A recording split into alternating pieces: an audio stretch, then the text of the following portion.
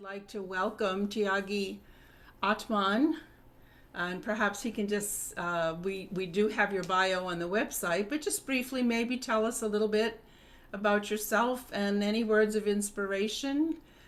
We will listen for a little while, and then after that, open this up as the community loves to do satsang, ask questions, and have some interaction. So I'll turn it over to you. And what beautiful tulips behind you at the Crystal Hermitage. Thank you for having that. Thank you, Supriya. As she mentioned, my name is Atman, and I've served here at Ananda Village for the last almost 30 years. Haven't lived anywhere else in Ananda at that time, and have served in various capacities with the retreats, and most recently as village manager for the last actually longer than I care to admit, but for the last couple of decades.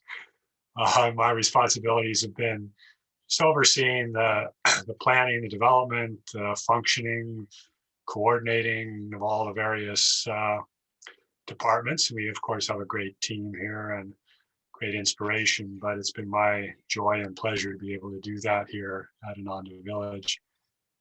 And the tulips, unfortunately, are just a picture. We didn't plant this year because of COVID. They're still closed. But next year, no matter what, the springtime at Ananda will be back. The tulips, the gardens were still beautiful. I was just over there yesterday, but not that many tulips came up. They tend to not do well after the first year. So anyway, we can enjoy it online like we do enjoy a lot of things at this time, this past year. So as I was, thank you for Supriya for inviting me. And it's great I'll see you guys a little bit later when you turn on your cameras. I think I know many, but probably not all. So as I was looking at this week's reading and thinking about inspiration and what we could get from that, what came to mind is just how do we on the spiritual path get past being the Pharisees and move on to being the sage who sees Vasudeva and everything. And the Pharisees, of course, were spiritual people, and they were dedicated to their religion, as are many. And what is that difference? What is it that when you move from just being a religionist to getting deeper and deeper on the spiritual path? And it's really dedicating ourselves more and more completely, as it says in the Festival of Light. Typically, what religion has been in Kali Yuga and the beginning of Dwapara Yuga, this age we're in, it's been a compartmentalized part of our life. It's been, we go to ceremonies, we go to services, to mass, to seders, to whatever. There's a ceremonial part to it where now we're doing religion. Or there's a part where we're studying the philosophy, we're studying the teachings of the Bible, the teachings of the Gita, the other great scriptures of the world, and learning more about the spiritual life, about another way of looking at the world. So we're studying, and we're also, as we get onto the path of Kriya Yoga, we're giving these fabulous techniques by the masters, the Kriya Yoga, Hong Sa, the Om techniques, energization, just these wonderful things, the wonderful techniques of yoga where we can take our bodies and our astral beings and start moving that energy in a way that cooperates with all these other things, the ceremonies and the teachings. But there's actually still more. And that tends to be the difficult part on the spiritual path. I can remember when I started meditating probably about 40 years ago with transcendental meditation, and I was living in Berkeley, California. I was fortunate to have a very regular meditation practice, but it was a sort of the compartmentalized. I would, sit in my meditation room in the morning, and then I would go out to be a graduate student, be all these other things I was doing. Maybe I'd come back and maybe I'd go to occasionally I'd go to the meditation group and I would connect with other devotees there. But when I finally got the push to move to Ananda Village, we were looking for both community and spirituality. We had actually were very interested in community. We were thinking of founding a community, and my wife and I were both very interested in yoga and meditation. Been doing it for a while, but at some point we put those two together. We visited Ananda Village, and we felt, oh my goodness, this is it. This is something. These are people here that have something that I want. This is a community, and it's a community dedicated to the practice of yoga and meditation. And we started visiting. We went to some retreats at the Expanding Light. We did karma yoga at the Expanding Light. And fortunately, I was at a position in my graduate studies where I didn't have to be in residence. And so we ended up moving towards Ananda Village. I was supposedly finishing a dissertation, which I never did because Ananda sort of took over my life. But as we got to Ananda, it gradually dawned on us that there really was more than being in the meditation room and studying and knowing what the teachings were and being able to regurgitate those back in some ways. I mean, that's kind of the training of academia or our life, isn't it? You study something, you master the vocabulary, and next thing you know, you're spouting the teachings like an expert. But what does that get us? It gets us a better understanding, and it gets us a little bit more motivation. But how far does it get us? And moving to Ananda Village, and particularly seeing the example of Swami Kriyananda, I gradually began to dawn on me that the spiritual path is really a 24/7 occupation, and it's not just when you're in your meditation room or when you're at a service. It's all the time. It's changing completely. And why is that? Well, that is because we have these egos, and that ego is stuck in there. It's the way we were made. It's the sort of it's stacked against us. From birth, where our energy is flowing outward through the senses, through things. We're trying to figure out what to do in the world. We're trying to, how do we live in this world? How do I feed myself? How do I make a living? How do I keep myself safe? How do I care for my family? All that energy for incarnations has been going outward. And the ego is very content in that role. It's the soul identified with the body. So the soul has become identified with that outward flow of energy. And there's this inkling from the soul that got us onto the spiritual path, that got us into the ceremonies, that got us into the studying the scriptures, studying the teachings, that got us into doing the techniques. But it's still hanging on to controlling most of life. And to become not to move past becoming like the Pharisees and to become more like the sage who sees all as Vasudeva, we need to continue to shift that. And it's a long process. And it's not something that you can just flick a switch and do it. And all those other things we're doing help us do that. I mean, the meditation especially is key, but also the understanding, also the satsang, that is all critical in doing it. But we need to keep going. And we need to keep going by dedicating ourselves more. And to what is that dedication? It's getting past seeing the little I, the ego, as the doer, and getting into seeing the divine mother, God, as the doer. And that is sort of the second phase of spirituality. At least it was for me. I thought I was a spiritual person. And then, I realized, oh my God, most of the time, my thoughts are not with Master. My thoughts are not with Divine Mother.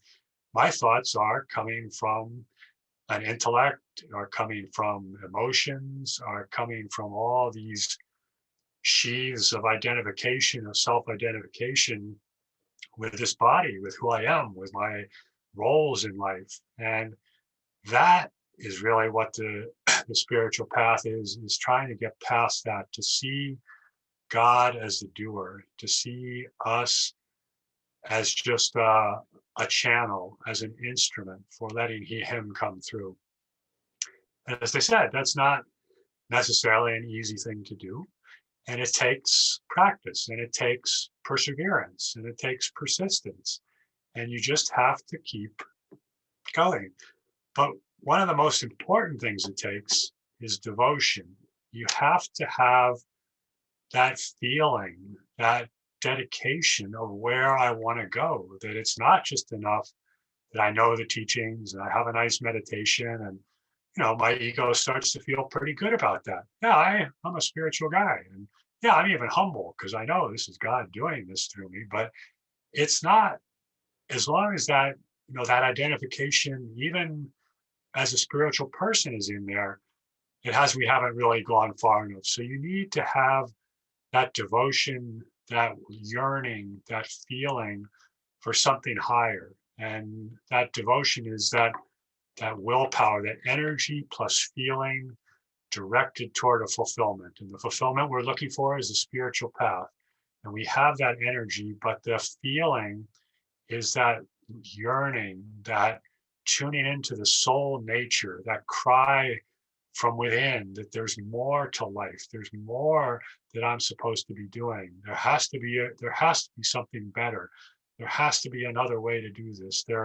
And I think, from what I've read, from what I've seen, I think it's God. And I don't know God. I want to know God. What is it? God, come to me, please help me. So that sense of devotion, that sense of energy moving in that direction is really, really critical. And you're never, we're never going to be able to have that sense of God as the doer and getting past this ego until we can sense or feel or tune into his presence. That's a really critical part of this is where the meditation comes in, of calming the mind, of getting past these churning thoughts, of getting past all these problems that we're having and say, that doesn't matter. What I'm really looking for, I'm really trying to feel that peace, that joy, that love, that expansion. And then once we have that in meditation, we can take that and try to move it farther and farther outward into holding on to that in everything we do. In some way, it's not really moving outwards. It's helping that to magnetize our energy to come inward. That when you have that sense of feeling, that presence of God, that energy can come back, can magnetize that energy from the senses. We can say, all this out there, all that craziness, that doesn't matter. What matters is what I'm feeling in my heart, that I'm feeling these bubbles of joy that are coming up, and I can express that. I can take that little bubble of joy and puff on it in everything I do in my daily life. And so once we've made that contact, taking that devotion, moving on, the other thing that is extremely helpful and important is environment. And this is the other thing that I really learned when I moved to Ananda village, that as I'm sure many of you have heard, Master used to say, environment is stronger than willpower. And it doesn't have to be true, but unfortunately for most of us who still have a lot of energy flowing outward, a lot of energy tied up in past desires and identifications and likes and dislikes, that environment can really affect us, because we're energy beings and we have this energy flowing through us, and we need to reinforce what's going on with us. And if that reinforcement, if we have two different sides, we have the outward pull and we have the inward pull.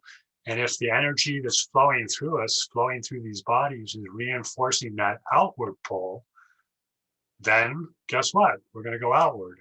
But the more our milieu, our environment, our what we're feeding ourselves in every aspect, the more that can reinforce the inward flow, the easier it's going to be for us. And this is where community comes in. When I moved to Ananda Village, I realized just how important it was to be, or how beneficial it could be to surround myself, to be surrounded by other devotees. Because face it, I mean, we have ups and downs. We sometimes it's great in the meditation room and we'll move out into the world, into a job, and suddenly we're pulled back out. But the more we can have people around us that remind us that, my values really aren't trying to climb the corporate ladder. They aren't trying to compete with my coworkers or compete in the marketplace. They aren't trying to get ahead. They aren't trying to get the symbols of material status in this world. No, that's not what I'm doing. Even though I'm surrounded often in this world by people who are reinforcing those values, no, those aren't the values I want to reinforce. And when I can surround myself with people, with readings, with information, with media that reinforces the sense that I am this soul, I am this perfect being that just has to break out of all these layers of incarnations of conditioning. I just have to remember who and what I really am. And to have people around me who are trying to do the same thing, or teachings that are trying to do the same thing, that can be very, very helpful. It like wakes you up. So, right, okay, no, it doesn't matter if I get the BMW or if I get the promotion or if I do this thing. No, what I want is joy. And look, this person next to me, boy, I can see they're feeling really joyful. What's wrong with me? I need to be, more like them. And so this sense of community, however we can find it, is a critical, critical tool on the spiritual path. It's what Master, when he came, he talked many, many, many times in the end of his life about the importance of community, of founding world brotherhood colonies, of being with like-minded people, of proving that simplicity of living plus high thinking leads to the greatest happiness.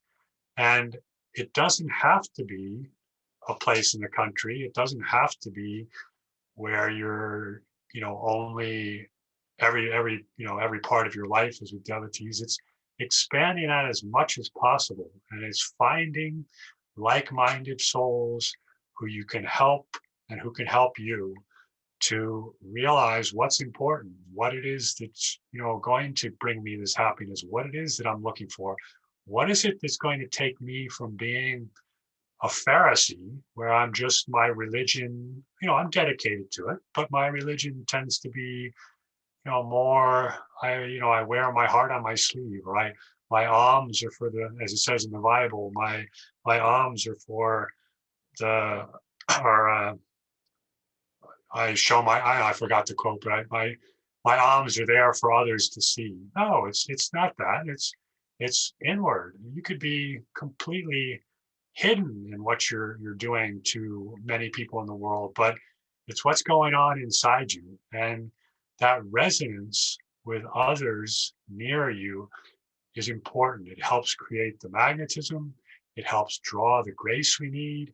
It helps remind us. It helps us pick us up when inevitably we fall. I mean, this is a long process, the spiritual path. And the good news is, being consciously on the spiritual path, we've made a great step forward. We're on, we're already close to liberation. We have millions of lifetimes behind us where we were just bumping along based on what our basic intuitions, what our not intuitions, our basic ways of being. We didn't even think. We just going along one thing after another. So being on the spiritual path, we've made a huge step, but there's still some work to do. And that work is, now that we have the techniques, we have what we're doing, we know the study, but it's to bring that into everything we do, all our thoughts, all our actions. And again, for me, the one of the critical things in my life was just watching Swamiji. And he, it took a long time to realize, but one finally realized that every single moment he was referring back to Master, back to God, back to there was no Kriyananda there. There was no anything else happening. It was just him always doing that. And for me, it's like, okay, I'm remembering, I'm practicing the presence of God, I'm calling on Master. For him, it was who he was. It wasn't that he had to remember to try to do something else than what he was. It just was a total flow that he said, I don't know where, I'm losing the sense of where Kriyananda begins and or Kriyananda ends and Master begins, or the other way around. And he just totally integrated himself into that. And that's an incredible inspiration. It's an incredible challenge to us to take our discipleship to that level where we can see that really all around us, all is Vasudev, all is just this oneness of which we are a part. And we're just a channel. We're just playing a part. We're just moving through that. And so keeping that sense of what it is we're doing is it's critical. And moving step by step, little by little, keep moving into fuller and fuller integration of the spiritual path. And I know right now in Dallas, that affirmation we just did, you're looking for ways. What is our next step? How can we take this forward? We had a center that got taken away from us. So, Master, what do we have in mind here? What's our next step? How can we continue to support each other? How can we continue to move this sense of community?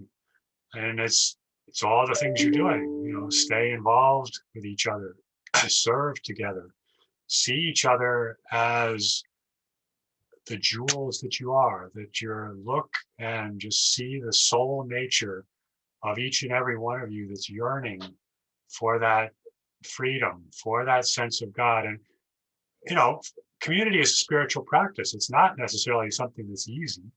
It's a lot easier sometimes to feel I'll just be by myself because then I don't have to deal with other people's delusions. I can just deal with my own delusion.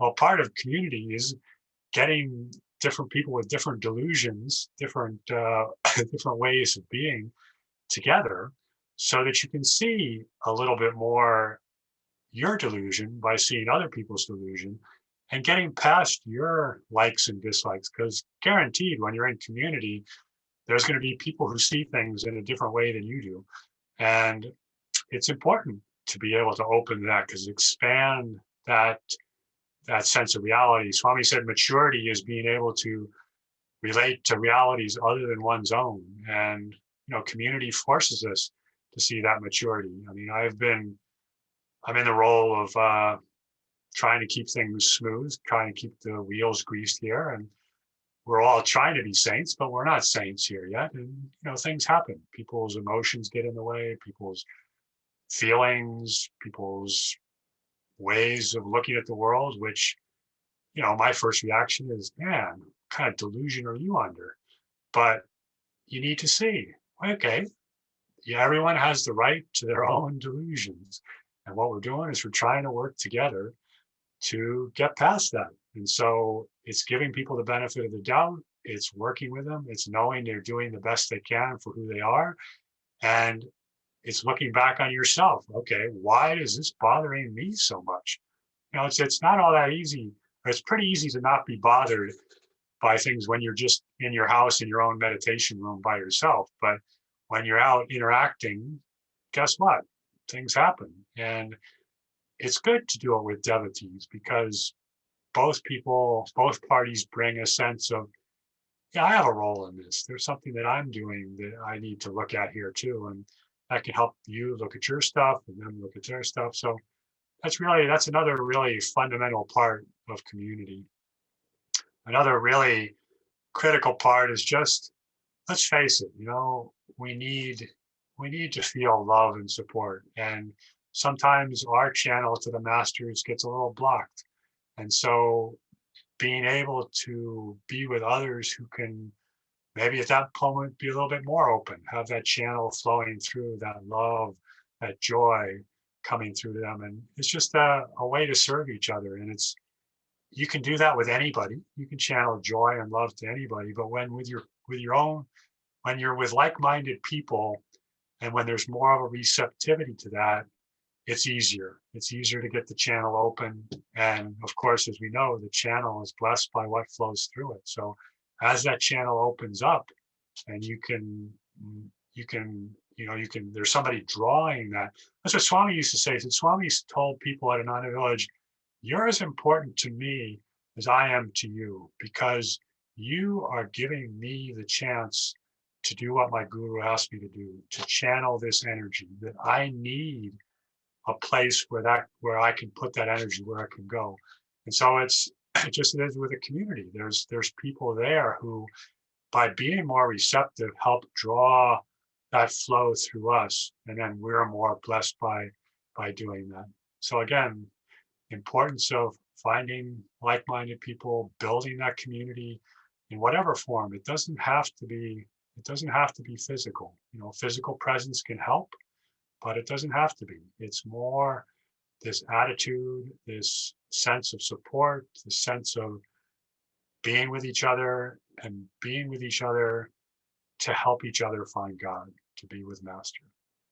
So I think I'll stop at this point and see if anybody happy to go in whatever direction, whatever kind of questions people have, or just comments. Just love to hear from you all. So I'd like to invite even more people if you would like to open your cameras. It's always nice at this point to see more faces. You don't, as long as you can be fairly still, and it's okay to come on and go off and that kind of a thing. But before and think of your questions, you can either put them in the chat and we'll relay them to Atman, or you can also unmute and talk. But before we do that, I'd like you, Atman, please, to take this one step further, just because, we're all in this boat right now of not having a physical space. And I heard what you said at the end.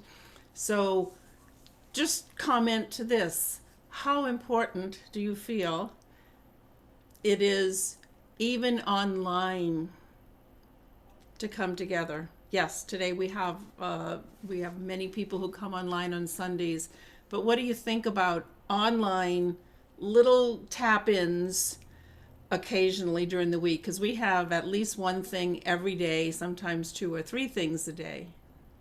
I think it's, in the absence of physical presence, I think it's fantastic. I mean, the good news of this pandemic is that it waited until we were in Dwapara Yuga, where we had these means of communication, that we could do this. I mean, can you imagine having gone through what we went through the last year without having the ability to communicate online, to do this? I can't. I mean, I've been having meetings like, what was it like in 1918 when people were trying to do this? No, it's fabulous. We've gotten to this point where communication can be a lot easier than it was, and take advantage of those things. It's important. It has to be something. The challenge is to make it something that feels it feels like a flow, that feels normal, that doesn't feel necessarily forced. And that's basically just means changing some habit patterns. Because if your habits were to see each other in certain ways, or to have a meal or a satsang, or to come to the center, okay, that's not possible right now. But the reason we were doing that is still there. The need for that is still there. And so find other ways to do that. It's just, the critical things are sharing together, feeling each other's energy, and being able to serve together. And so you're serving each other, but if there's ways that you can serve others by doing classes, by having prayer groups, by having meditations where you can bring other people in. I mean, it's critical. So yeah, it's if Master wants us to be back into a physical presence, we will. I mean, here at Ananda Village, we've expanded our outreach virtually tremendously this year, and we're reaching more people than we were could ever come to the expanding light. And we're going to continue doing that. But we're also going to try to open up again the expanding light because, you know, being in physical presence can be important, can help. But if we're not, we're not there yet. And in the meantime, keeping that energy and keeping that magnetism strong by doing whatever you can do to keep connection with each other. Dallas is what do you call it? The Metroplex. It's a big place. And, people are spread out all over. And in some ways, this can make it easier to connect. I mean, it was hard to get in a car and drive. I don't know, probably there's some people in big metropolitan areas had to drive 45 minutes or an hour to get to the center. But now you just, can click on your computer and there people are. And it can be powerful too. So